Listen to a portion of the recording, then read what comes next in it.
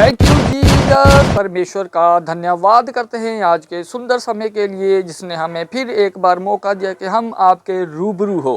तो व्यूवर्स, अगर आप हमारे YouTube चैनल पर नए हैं तो हमारे चैनल को सब्सक्राइब करें और बेल आइकन के बटन को दबाना ना भूलना। हर बार की तरह इस बार भी मैं आपके लिए लेकर आया हूँ एक ज़बरदस्त वर्ड ऑफ गॉड का क्लिप, जो आप अपने मोबाइल स्क्रीन पर देख रहे हैं। मुझे उम्मीद है कि ये आपको बदलने की सामर्थ्य रखता है। तो चलते हैं देरी ना करते हुए वर्ड ऑफ गॉड की ओर। Let's go. कलीसिया बरकत पाती है जब वो परमेश्वर के द्वारा दी गई प्रार्थनाओं को करती है। जब यीशु मसीह से चेलों ने कहा कि जिस तरह यहूदा ने अपने चेलों को प्रार्थना करना सिखाया है, हमें भी प्रार्थना करना आनी चाहिए। मुझे भी सिखा प्रार्थना कैसे करते हैं। तो परमेश्वर ने कहा प्रार्थना करो, हे पिता, जिस तरह तेरी मर्जी आसमान में पूरी होती है धरती पर भी हो। यानी जैसे ही वो प्रार्थना नहीं है, हे पिता तेरा नाम पाक माना जाए, वो प्रेयर नहीं है। उसे लोग टोटके की तरह प्रेयर के रूप में करते, वो प्रेयर नहीं है, वो एक लाइफ स्टाइल है कि जब तुम प्रार्थना शुरू करो तो वर्शिप से करो।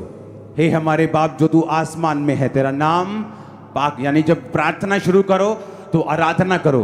प्रार्थना करते एकदम से अंदर आके रोना पीटना शुरू ना कर दो। जब लोग राजाओं के पास सामने जाते थे तो राजा को बोलते थे, हे राजा तू चिरंजीवी रहे, हे राजा तू लंबी उम्र जिए, तेरिया लंबियां उम्रां होन, तेरे राज दे विच सानू बहुत फायदा होया। फिर राजा को बोलदा, हाँ दस बीबी की चाहिए तेन। और अगर बीबी जानते रोला पान लग जाए, हाय मर गए तेरे राज, हाय पिट गए, हाय मर गए, तो राजा बोलता है इस बदतमीज को बाहर निकालो मेरी हजूरी से, जिसे मेरी प्रेजेंस में आना नहीं आता। जब राजा ने नेहमिया के मुंह को उतरा हुआ देखा तो नेहमिया से पूछा, तेरा मुंह क्यों उतरा हुआ है? तू रोगी तो नहीं है, फिर तेरा मुंह उदास क्यों है? क्योंकि राजा की हुजूरी में उदास मुंह लेके जाना राजा की तौहीन, राजा की बेइज्जती होती थी। तो परमेश्वर ने कहा जब तुम राजा की उपस्थिति में जाओ तो पहले बोलो, हे हमारे बाप तू जो आसमान में। यानी कि जब तुम प्रार्थना करने के लिए, जब तुम परमेश्वर के सामने जाओ तो सबसे पहले वर्शिप करो। हालेलुया। फिर उसने कहा जिस तरह तेरी मर्जी आसमान में पूर्ति होती है धरती पर हो। ये प्रेयर नहीं है, परमेश्वर तुमको बता रहा है कि जब तुम परमेश्वर की मर्जी जो उसके दिल में है धरती पर पूरा करने के लिए यत्न करोगे, प्रयत्न करोगे अपने तन से, मन से, धन से, प्रेयर से, ताकत से, तो परमेश्वर तुमको बरकत देगा। ये कोई शाब्दिक प्रार्थना नहीं थी कि हे मेरे पिता तेरी मर्जी जिस तरह आसमान में पूरी होती है धरती पर हो। ये परमेश्वर तुमको आशीष लेने का एक तरीका बता रहा था। और यही तरीका जब यीशु मसीह ने कहा कि प्रेयर करो, विनती करो, कि उसकी मर्जी है, कि उसकी मर्जी यह है कि बहुत सारे मजदूर आए और खेतों को काटें। आज एक देश बेदारी के नीचे है, दूसरा देश बेदारी से खत्म हो चुका है, बेदारी खत्म हो रही है। कारण मजदूर है, परमेश्वर नहीं।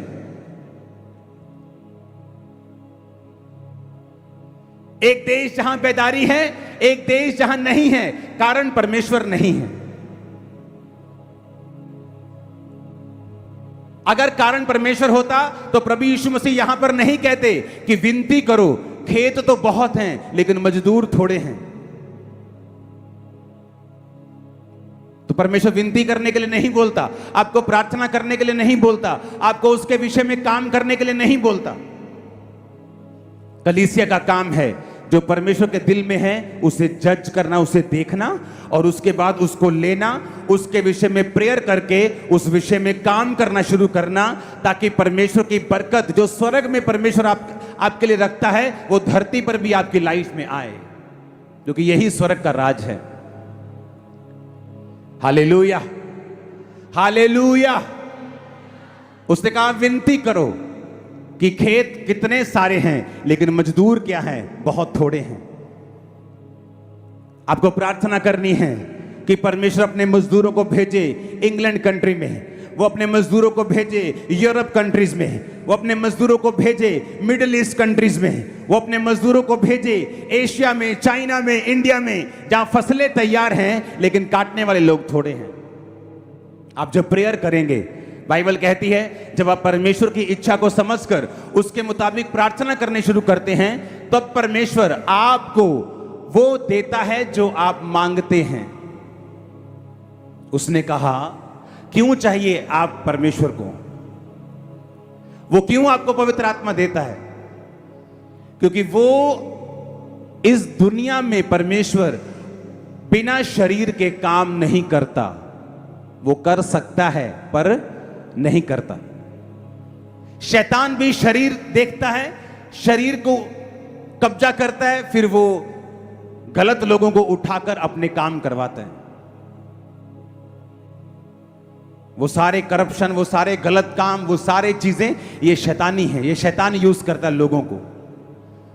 और अब परमेश्वर क्या चाहता है? वो चाहता है आपके शरीर को यूज करना। और बाइबल कहती है, यीशु ने कहा जब तू मेरी महिमा के लिए मेरे नाम से मेरे पिता से कुछ मांगेगा तो मेरा पिता तुझे देगा। इसका मतलब क्या? जब आप परमेश्वर की महिमा के लिए मांग रहे हैं कि परमेश्वर इंग्लैंड में क्रिश्चियनिटी बढ़नी चाहिए, कम नहीं होनी चाहिए, अपने मजदूरों को भेज, अपने सर्वेंट्स को भेज, अपने अपने अपने दासों को भेज, दासों को उठा, हीलिंग इवेंजलिस्ट भेज, चमत्कार करने वाले पास्टर्स वहां भेज, बेदारी वहां पे भेज, तो आप परमेश्वर की महिमा के लिए क्या करना शुरू कर गए? मांगना शुरू कर गए। जब आप परमेश्वर की महिमा के लिए आप मांग रहे हैं, आपका मकसद खुदा की काम करना है, और दूसरी तरफ अगर आपका बच्चा बीमार है तो आप जब परमेश्वर की महिमा करने के बाद, प्रेयर करने के बाद, उसका काम करने के बाद बोलेंगे परमेश्वर मेरे बच्चे को भी चंगा कर, वो बोलेगा जो कुछ तू मेरे नाम से मेरी महिमा के लिए मांगेगा मैं उसे करूंगा। तेरा बच्चा चंगा हो चुका है, तेरा बिजनेस चंगा हो चुका है। लेकिन प्रॉब्लम यह है, हमने कभी भी अपने शरीर को खुदा की महिमा के लिए नहीं दिया। हमने कभी भी परमेश्वर की महिमा के लिए मांगा ही नहीं। हमने जब भी मांगा अपने लिए मांगा। आज लोगों से पूछो क्यों अमीर होना चाहते हो? ताकि मैं अपनी बेटी की अच्छी शादी कर सकूं, अच्छी बात है। ताकि मैं अपने बेटे को फॉरेन में पढ़ने के लिए भेज सकूं, बहुत अच्छी बात है। और बताओ? और कुछ नहीं। बाइबल कहती है तुमने इसलिए मांगा और पाया नहीं कि उसे व्यभिचार में उड़ा दो या संसारिक रीति से उड़ा दो। अगर तुम मांगोगे परमेश्वर मुझे तेरा काम करना है, कितनी ब्रांचेस हुई अभी? सिर्फ 25 नहीं, 125 होनी चाहिए। खुदावंद मुझे बरकत दे कि मैं इस काम में हिस्सा डाल सकूं। फिर क्या होगा? वो आपको बरकत देगा। जब वो आपको बरकत देगा तब आपके बच्चे अपने आप फॉरेन में जाएंगे। जब वो बरकत देगा आपकी बच्ची की शादी अपने आप अच्छी होगी, क्योंकि आपका मकसद जो है वो परमेश्वर की मर्जी को पूरा करना बन चुका है। यीशु मसीह ने कहा प्रार्थना करो खेत के मालिक से। कौन है खेत का मालिक? यहोवा परमेश्वर। कौन है खेत? आप लोग, वो लोग जो बचाए नहीं गए, वो रूहें जो बचने के लिए तैयार हैं, जो नशों में मर रही हैं, बीमारियों में मर रही हैं। और कौन है? परमेश्वर का धन्यवाद करते हैं जिसने हमें समा दिया था कि हमने पवित्र वचन को सुना। तो व्यूवर्स, मुझे उम्मीद है कि ये वाली कलेक्शन भी आपको बेस्ट लगी होगी और आपने अपने आप को भरा होगा। तो देरी ना करते हुए व्यूवर्स, मैं आपको और अपने आप को परमेश्वर की ग्रेस में छोड़ता हूँ और मिलते हैं नेक्स्ट वीडियो में। तब तक के लिए सबको जय मसीह। रुक गई।